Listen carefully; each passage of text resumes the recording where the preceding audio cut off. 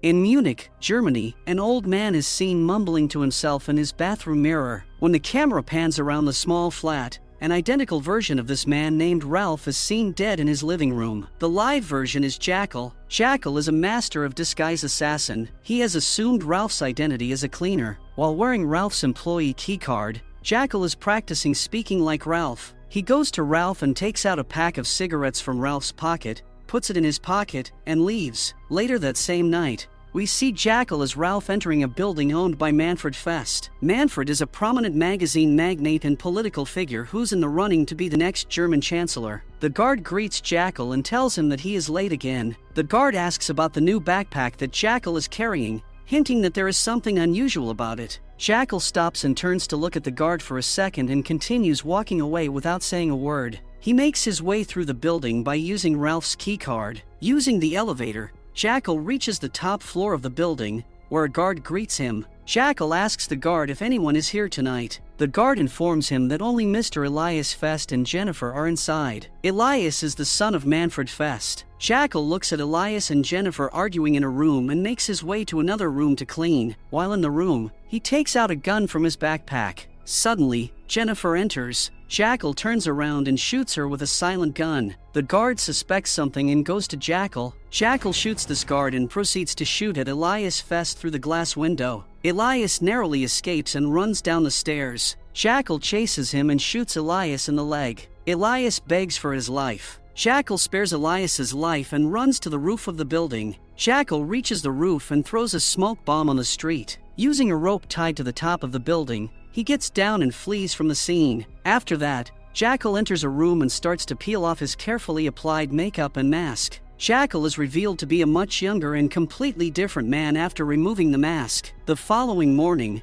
Jackal skillfully assembles a rifle in his room. He gets in position and tests his rifle with a couple of quiet shots on the wall of St. Elizabeth Hospital. After that, Jackal calmly awaits his target's arrival. Meanwhile, Manfred Fest is on his way to St. Elizabeth Hospital to visit his injured son. In the car, Manfred links the assassination attempt to his controversial anti-immigration opinions. Manfred reaches the hospital entrance and sees a big crowd protesting him and shouting anti-Fest slogans. Security takes Manfred to the door. As Manfred approaches the hospital doors, Jackal takes aim from afar and shoots. After a few seconds, the bullet reaches Manfred's head and kills him. Immediately, security manages to spot the location where the sniper might be. Jackal remains calm and swiftly packs his weapon in a briefcase. He plants a bomb in his room and leaves. Later, he changes his car and plants a bomb in there, too, to become untraceable. Soon after, the police arrive at the sniper's location. The bombs planted in the room and in the car explode and erase all the evidence. The following day, Jackal reaches Nuremberg, Germany, to meet a man. Jackal is here to buy some antique chess sets from this man. Jackal buys a set and leaves. Later that day, Jackal reaches a German-French border. He pulls up to a checkpoint where every car is being examined by the border patrol officers. One of the officers reaches Jackal's car and asks for his passport.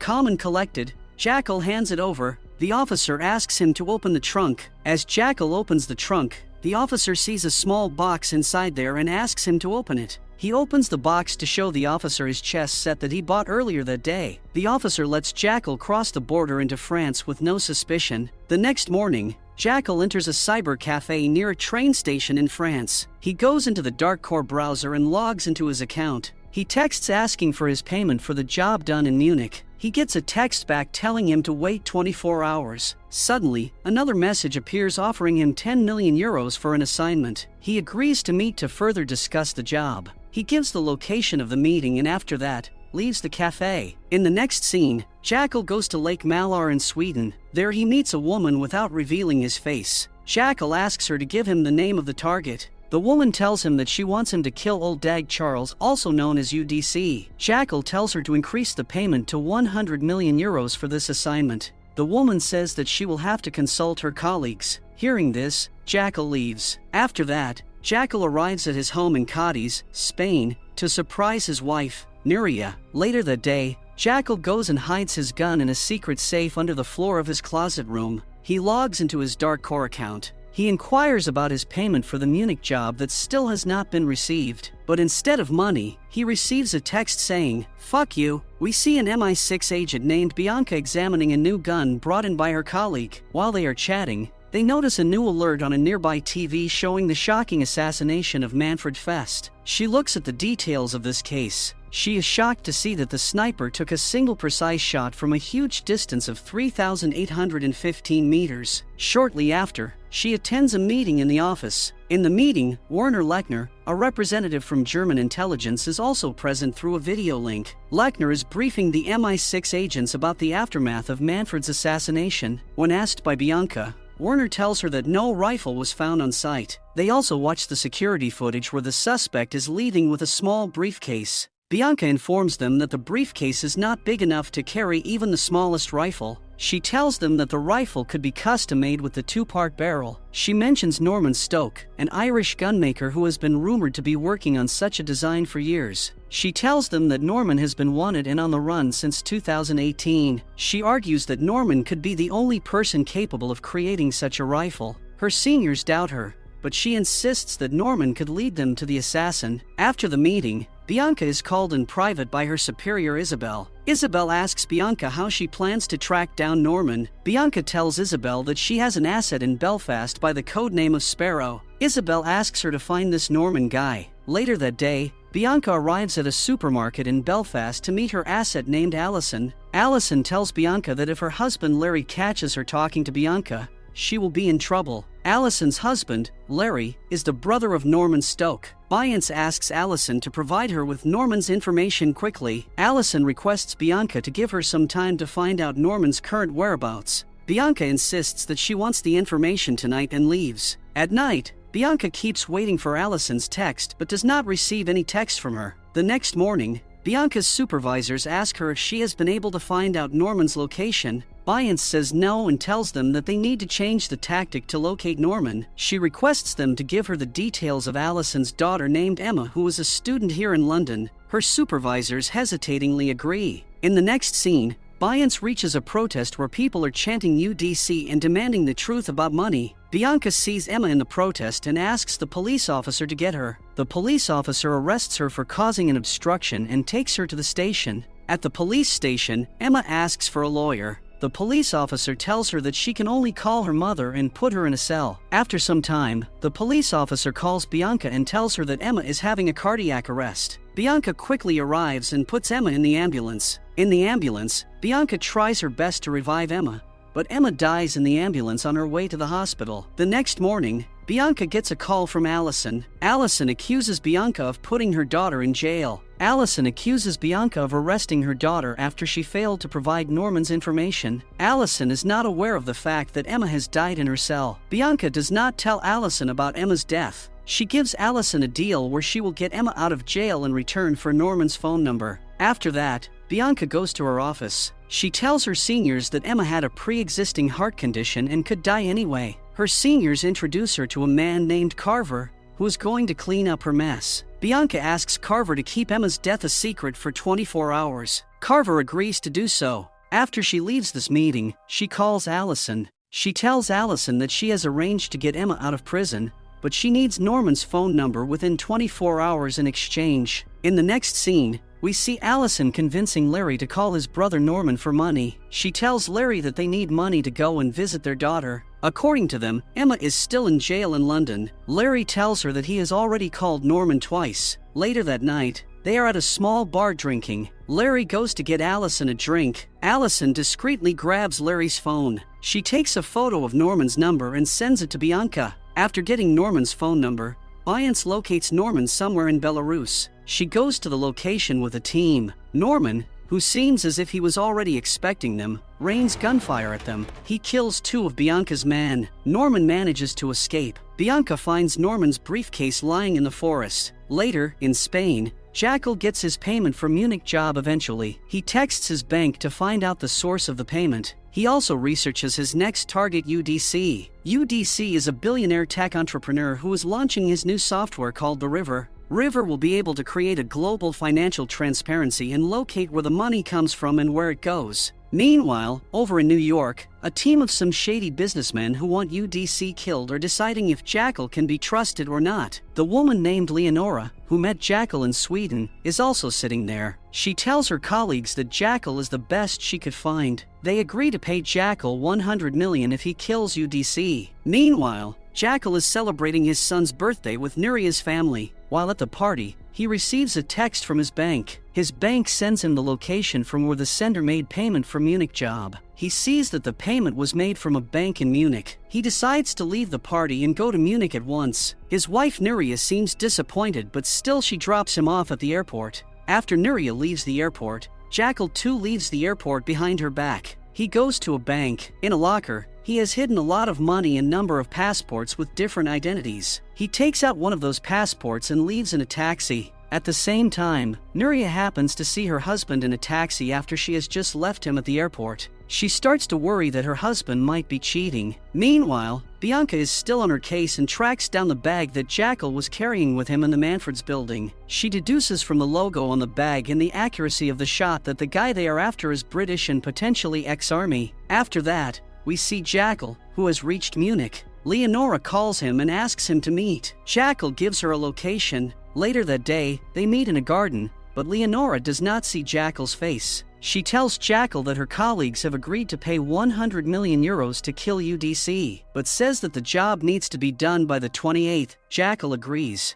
She gives him 20 million as the commencement fee and asks him not to attract any attention while he is in Munich. They agreed to use the codename Rodan for UDC and Jackal for the sniper. Later, Jackal finds out that the payment for Munich job was made from a company account named Hella.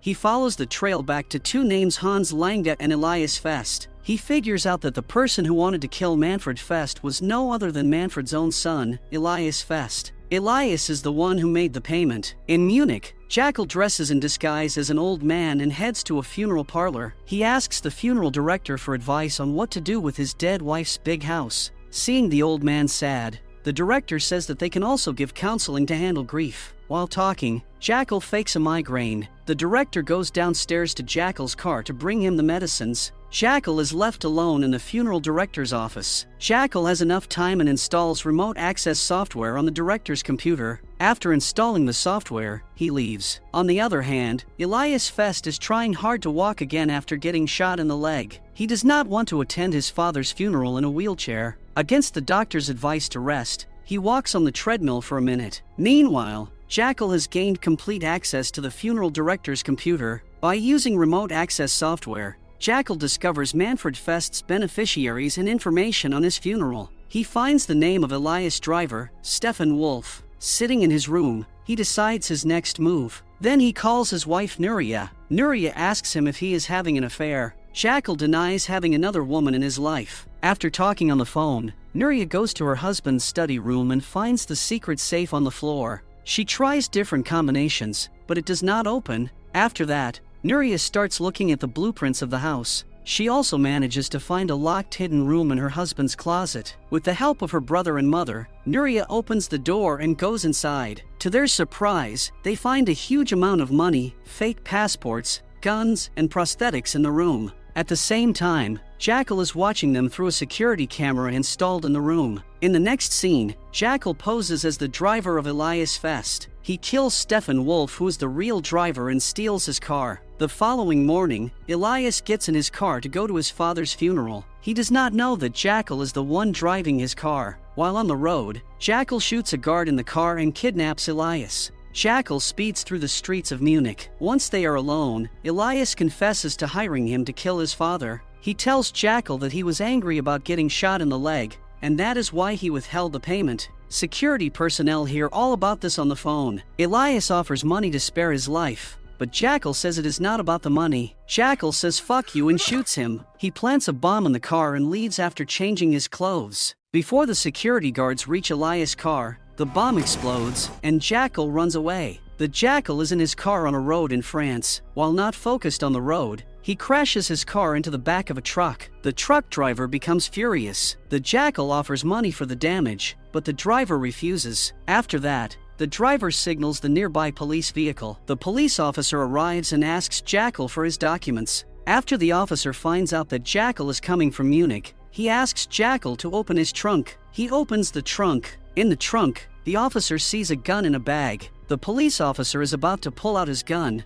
but before he can do it, Jackal shoots him. Jackal also shoots the driver. Jackal stages the scene to look like the driver and the officer killed each other. He quickly leaves in his car. After that, Jackal calls Nuria and asks her to join him in Paris. He tells her that he wants to talk to her about something important. Nuria, who is worried after finding guns in the hidden room, hesitatingly agrees. Later that day, Jackal erases all the evidence from his car and gets a room in Paris. In the room, he gets ready to meet Nuria. Soon after, Nuria knocks at the door. Before Jackal could say anything, she slaps him across the face and demands the truth. Jackal tells her that he is a troubleshooter. He explains that big companies hire him when they have a problem and want it solved using industrial espionage. He tells her that his work can be illegal sometimes and he has to use false identities. He again lies to her by saying that he does not kill anybody. He assures her that he never lied about loving her or their son. Nuria gets afraid about his dangerous life that could harm their family. 2. He assures Nuria that after his current job,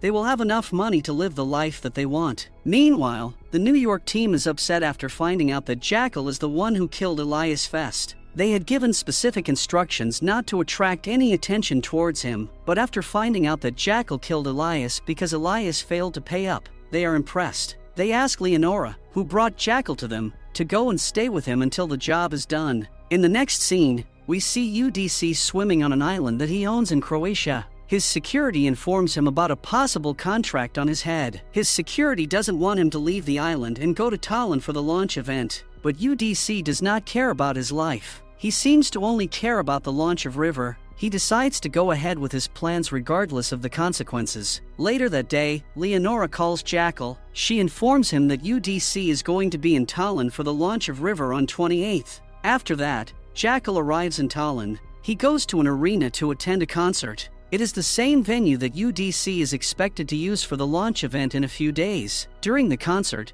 Jackal starts to search for ideal spots from where he can shoot the target. Jackal in on the roof. However, soon, the roof moves, leaving him dangling from electrical cables. He is dangerously close to his death. His phone drops into the crowd below. He manages to get himself up on the roof again. After the concert, Jackal retrieves his phone with the help of a worker there named Rasmus. Later, Jackal reaches his hotel room. He is shocked to see Leonore already waiting for him inside. She finally sees Jackal's face for the first time. After tracking Jackal down in Tallinn, Leonora warns him not to get on the wrong side of the clients. She tells him that they are more powerful than anyone he knows. To prove she's serious, she tells him that she knows about Norman Stoke. Urging him to succeed, she informs him that she'll now be on his tail until the mission to kill UDC is complete. After that, we see Bianca show her superiors the briefcase retrieved from Norman Stokes. She takes out its parts and assembles them to make a rifle. She tells them how the briefcase is holding a sniper rifle in disguise. Bianca tells them that Manfred's killer,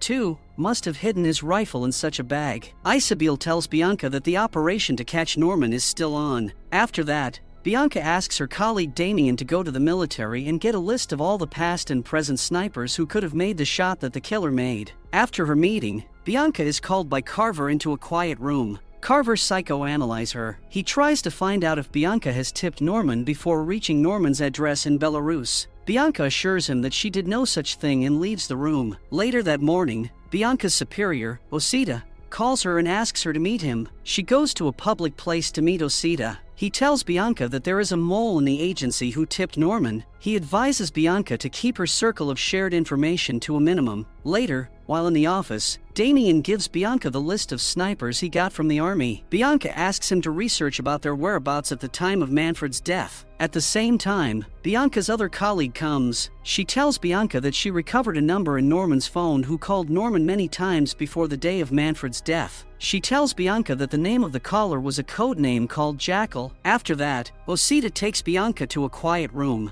Osita tells her that, according to his sources, someone has hired Jackal for another kill. He asks her if she knows anything about a certain Rodan. She tells him that Rodan could be Jackal's next target. Osita leaves by saying that they need a breakthrough soon. Later that day, Bianca asks Damien about the sniper list. Damien tells her he only found one person worth talking to in the list, a man named George Hands who runs a sniper WhatsApp group. Bianca takes George's address from Damien and leaves. In the next scene, we see Bianca meeting George in his house. George proves to be of no help. He even mocks Bianca for trying to find someone who could shoot 3,815 meters accurately. However, he tells her about a man named Alexander Duggan who could shoot this far, but he informs her that Duggan has died long ago. After that, Bianca, who seems frustrated by George, leaves her house. She calls Damien and asks to get information about a man named Alexander Duggan. The following day, Larry, using Allison's phone, texts Bianca, asking her to meet. Bianca agrees and reaches the location. To her surprise, she finds Larry there with a knife. Larry attacks her and tries to kill her. Her former colleague Vincent arrives at the scene, but Larry manages to escape. Bianca and her team go to Allison's hotel room. They find Allison lying dead on her bed. Larry has strangled Allison to her death. After this incident, Byance asks Isabella to let Vincent join her team because she trusts him fully. Isabel agrees to include him. Isabel asks Bianca to keep her informed about every minute's detail. Later that night, Bianca and Vincent go for a drink. When Bianca returns home, she finds Larry holding her daughter Jasmine captive. She manages to get Jasmine free by shooting Larry in the leg. She nearly kills him before Jasmine stops her. He continues to refuse to hand over Norman. The next morning, Bianca and Vincent visit Larry in the hospital. They threaten to kill him and his brother if he does not talk about Norman's location. Eventually, he gives up Norman's location. He tells Bianca that Norman is in Budapest. He says that Norman is staying in a white building that has a cafe and stable near it. Bianca finds out that there are quite a few places that match Larry's description. They decide to go to Budapest and check them all. Meanwhile, Jackal contacts Norman using a VPN. Jackal tells Norman that he needs some custom-made weapon for him that could pass the metal detector. Norman replies by saying that right now his hand is injured badly. He says that he can't build a weapon without someone's help. Jackal offers to help him. Norman agrees.